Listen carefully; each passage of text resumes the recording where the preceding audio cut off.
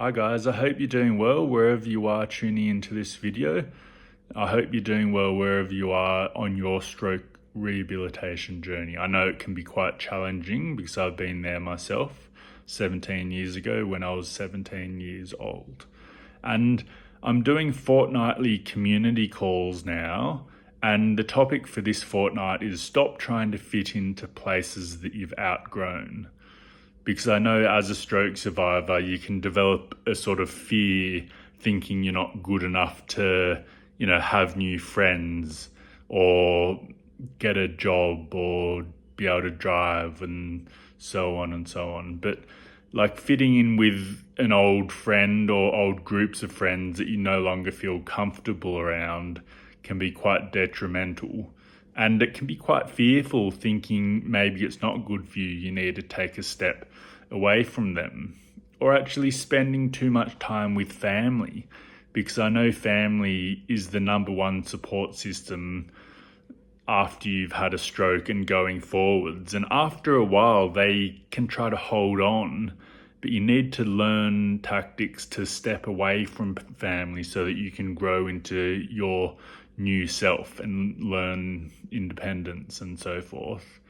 Or you may be eating unhealthily, and just because it makes you feel good, you continue to eat healthily, and maybe by eating unhealthily and it making you feel good, you're in a safe place, but in the long run it's quite detrimental because it will affect all areas of your life.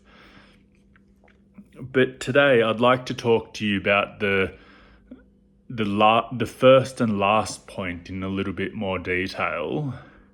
And both of these points are related as they can allow you to feel trapped, so to speak.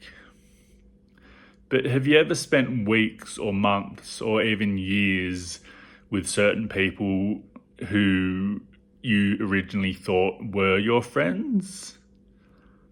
I've certainly been there, and it's nice having friends. It's really lovely. But if you're with the wrong group of people, it takes a long, long time, if you think you're in the right group of people, to realize maybe these people aren't for me. And it took me quite a long time to realize this. And how I realized it is I met another group of people through this company I worked for that made me realize maybe it's not worth spending time with these people anymore. And I made a decision to walk away from the big group of friends.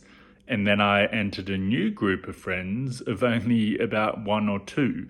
And over the years, that group of one or two has probably only grown to about 10 or a little bit less, but we're such good friends. And now from doing so, I feel a lot more happy. And you can make this choice too. It just takes a bit of courage to get this happening.